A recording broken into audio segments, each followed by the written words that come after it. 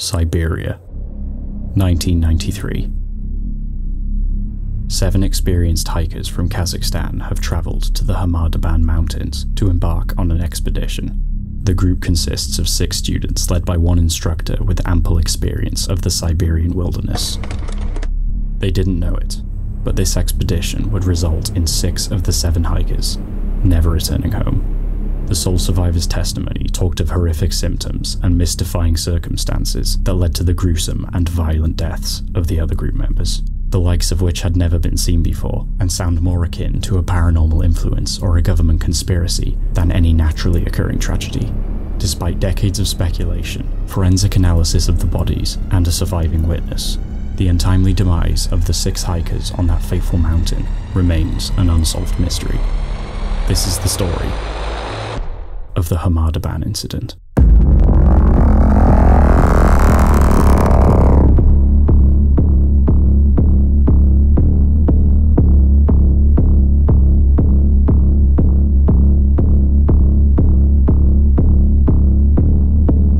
To understand this story, we begin at the end.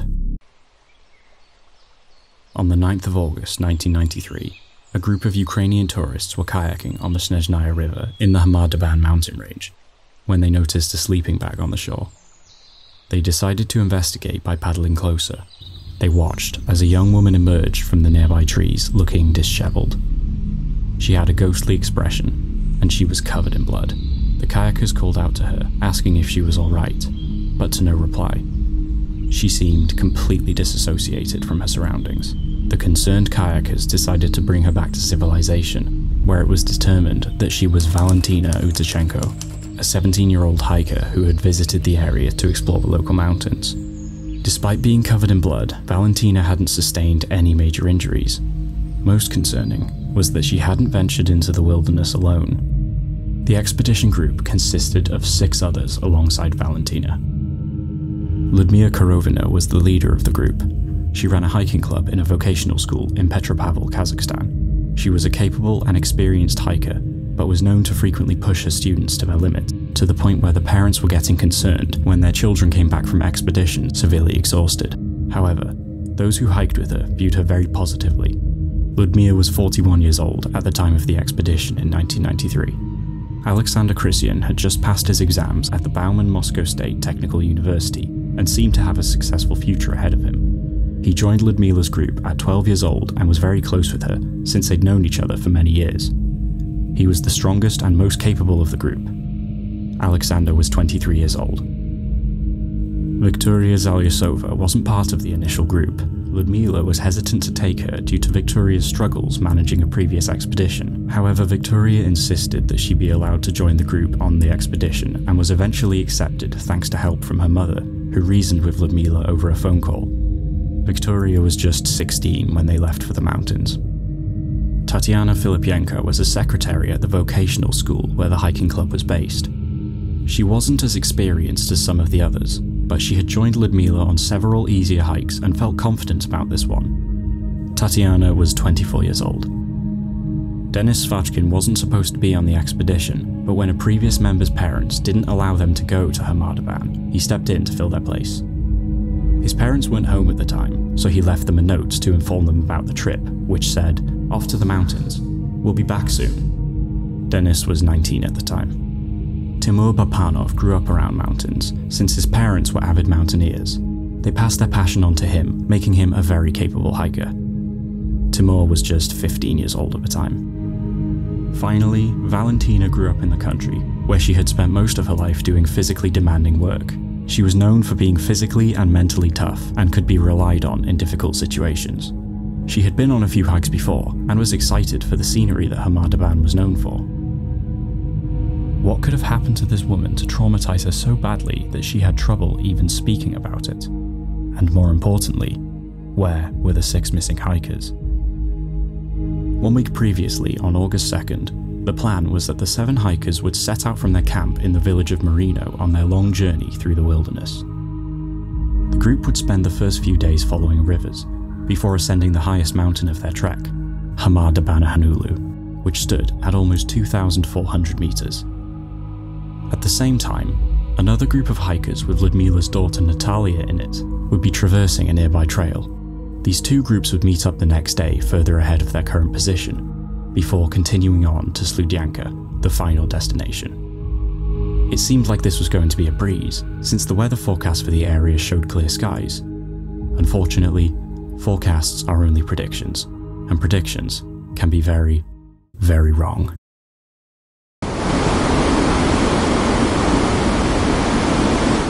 Torrential rain only a few degrees above freezing hammered the group as they began their journey. Their kit was waterlogged and heavy, and their clothes were freezing cold. As they began their ascent of the Honulu mountain, the rain turned to snow. By August 4th, a full-on snowstorm had descended on the hikers, making progress even more challenging. These dangerous circumstances forced the hikers to reroute and miss their connection with the other group. Soon, the hikers were completely exhausted, and Ludmila, the group's leader, decided they should set up camp for the night. This decision is still questioned to this day, as the group opted to be completely exposed on a flat, rocky slope, instead of continuing for 4 kilometers where there was a shelter that could house them. The morning came, but the sun did not. The weather was unchanged, and Ludmila wasn't going to put the hikers in any more danger, waiting for the storm to stop. She ordered the group to pack up and begin their descent down the mountain towards the woods to escape the bitter cold. Ludmila didn't know it, but they would never make it there. At roughly 11 AM, the group was making their way down the mountain when the most experienced student in the group, Alexander Christian, dropped to the floor in front of them. He was foaming at the mouth, and blood was running from his eyes and ears. As he seized in the snow, Ludmila told the others to continue while she would stay to help him. Though terrified and confused, the group did what Ludmila ordered and continued. Led by the 2 remaining boys, Denis and Timur, the group continued their descent without Ludmila in a state of shock. Only a few moments had passed before the group heard a call. They ran back up to see what was going on. The scene that greeted the hikers was horrifying. Alexander was lying there in his own blood and foam, dead, with Ludmila kneeling over him, blood dripping from her eyes and nose. The group stayed back, frozen from shock. Nobody knew what to do. Ludmila began to foam from the mouth, just as Alexander had done minutes previously, before she collapsed into a seizure on top of Alexander's body. After only a few seconds, she became completely motionless. Ludmila's death sent the group into a state of sheer panic. Tatiana attempted to cover them with a tent, but before she could, she fell to the ground in front of the remaining hikers. She clutched at her throat, as though she couldn't breathe, and began to rip her clothes off violently. She turned her attention to a nearby rock, crawled over to it, and violently bashed her head against it repeatedly until her body fell limp, and she gave her last breath. Denis hid behind a rock in desperation, covering himself with his sleeping bag, whilst Timur and Victoria fled. They made it a few meters before they both collapsed to the ground. Timur and Victoria started tearing off their clothes and clawing at their necks before they began coughing up blood. Valentina, who up until now had been trying to calm everyone, ran over to try and help Victoria in some way. As she reached out to drag her away from the chaos, Victoria inexplicably snapped and lashed out, biting Valentina like an animal. Valentina shot back in fear. All she could do was watch the life quickly fade away from Victoria as she collapsed next to Timur's now deceased body. Valentina had just watched 5 of her friends die in gruesomely mysterious ways, so for a minute, she just stood there in complete shock. Denis, the only other survivor, had been hiding up until now, watching his friends go insane and die one by one, without any clear cause. Denis emerged from the rock to grab Valentina so they could make their escape. They ran for a short while before stopping nearby to collect their thoughts. They stood there, scared and confused. They were the only 2 survivors. They began coming up with a plan for getting off the mountain when blood started to run from Denis's nose. Despite thinking they'd both survived this catastrophic event, Denis tragically collapsed and stopped breathing. Valentina was alone. Alone on the slope of a Siberian mountain during a snowstorm, with the bloodied bodies of her friends scattered around her. I don't think it's possible to imagine what she must have been feeling at that moment. Valentina spent that night in the forest. She needed supplies, so she returned to the camp the next day, and then, by following communication lines and rivers, For 4 whole days, she was eventually discovered by the kayakers on August 9th. Valentina was so traumatized that it took her several days before she was able to tell the police a coherent story about what happened, so the search for the bodies was very delayed. However, even after Valentina had recalled where the bodies were, strangely, the search wasn't treated with any urgency. The bodies were located on the 24th of August. What the rescue team found at the scene was something none of them would ever forget. One rescuer said, "The picture was terrible. The bodies were already swollen. Everyone's eye sockets were completely eaten away. Almost all of the victims were dressed in thin layers, while 3 were barefoot. The leader was lying on top of Alexander."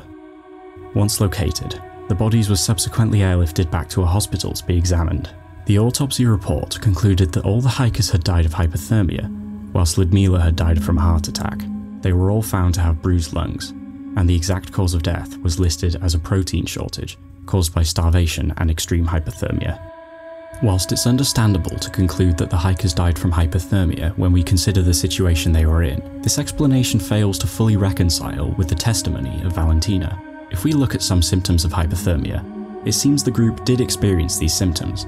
However, taking a look at the bigger picture shows how this explanation completely neglects the far more disturbing and confusing list of symptoms the group experienced, since none of these are known to be caused by hypothermia.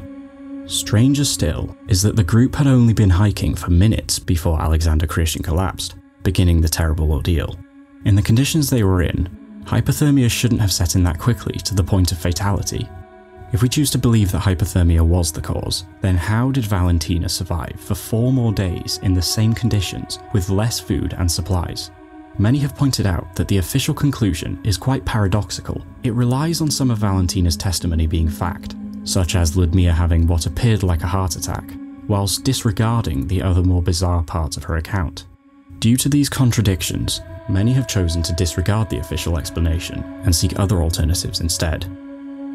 For such a tragic event, the lack of importance the investigators placed on finding out what really happened on that mountain has led some to believe that this event became part of a cover-up.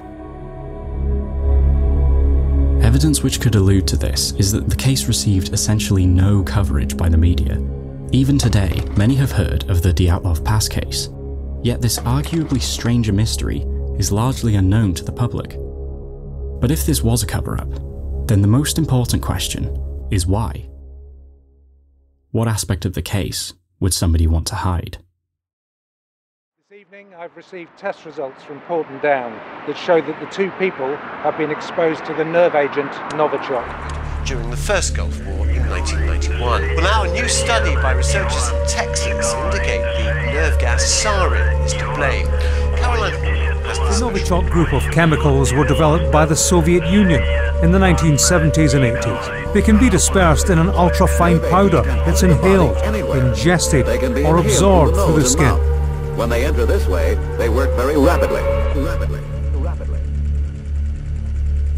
Russia has long been known to test chemical weapons in secret locations, despite treaties prohibiting such testing.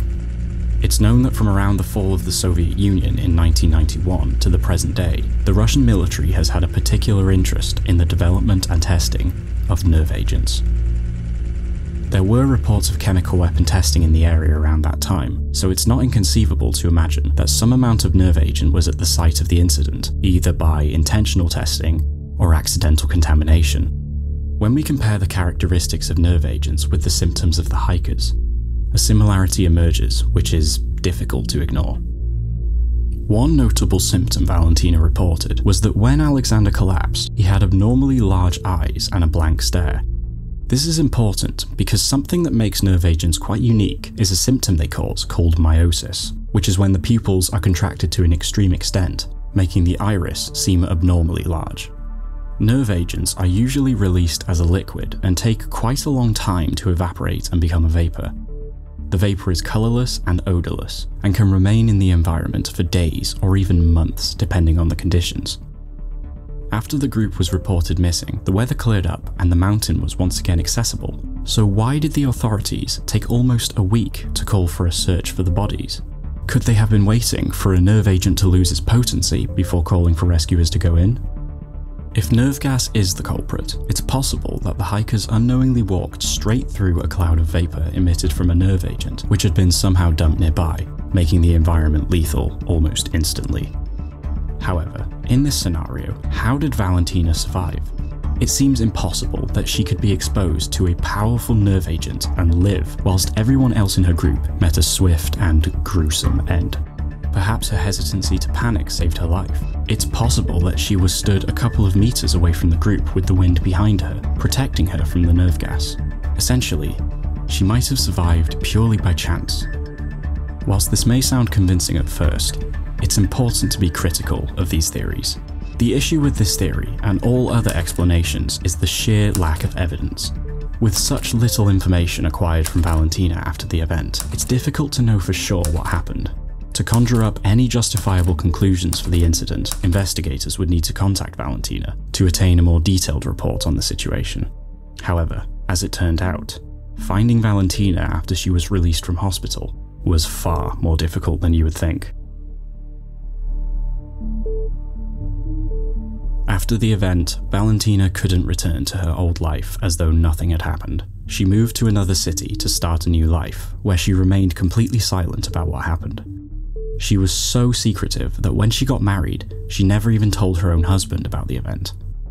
However, after 20 years of silence, a Russian journalist managed to locate and contact Valentina for an interview about the tragedy. How many times a day did you eat? 4 times a day at least. Hot food was a must. We would make a fire and cook food. In addition, we would snack during rest stops. I believe our food supply was based on a daily goal of 2,400 calories per person. Some say Korovina is to blame for the death of the group. No way. It was early in the morning. We were asleep. It was very cold. Korovina woke us up, told us to pack our things and go down to the gorge. She was trying to save us, but it was too late. The wind was so strong that we had to crawl down instead of walking. Suddenly, Sasha fell and started frothing at the mouth. Korovina sat down next to him, hugged him, and that was it. She never got up again. Then everyone went mad. I don't know how long it lasted. It was like a horror movie. Everyone falling, bleeding and foaming at the mouth, blood flowing from the nose. How did you escape? Denis Fachkin saved me. He kicked me and said, "Crawl down." I went down, but he didn't make it. I climbed into my sleeping bag and fell asleep. Or not so much asleep as unconscious. I don't know. I woke up in the morning, went back up, hoping that someone is alive? No, I saw that they all died. I went up to take a map and a compass. I also closed everyone's eyes. I don't know how I got out to the Snezhnaya River. I remember seeing power line poles and walking along them. Seems I hadn't gone completely mad. What do you think they died of? Pulmonary edema, I think. The symptoms fit. Foaming and bleeding from the mouth. Insanity. Occam's razor is a principle often used in problem solving, which states that when presented with multiple possible explanations for a situation, the one that requires the fewest speculations is usually the correct explanation. Based on this framework, it seems the sensible conclusion is to accept that the group members died because of poor conditions and panic, and not because of a government conspiracy involving nerve agents. And this is what most people accepted. Hearing Valentina recall the event in more detail put the nerve agent hypothesis to bed for most people who knew about the case. Then Natalya was interviewed. After the initial interview, Ludmila's daughter Natalya went on Russian TV to answer questions about the incident. It was in this interview that Natalya revealed that shortly after her mother's death, she was summoned to an office building where she was ordered not to ask any questions to anyone about what happened to Ludmila or any of the other group members. They ordered her to abstain from investigating the deaths herself and offered her a large sum of money to do what they said. Natalya took the money. During the interview, Natalya also claimed that she wasn't allowed to see her mother's body after it was recovered, and she wasn't allowed to help with the corpse identification either. At the time, Natalya assumed she wasn't allowed to view her mother's body because she was only 16.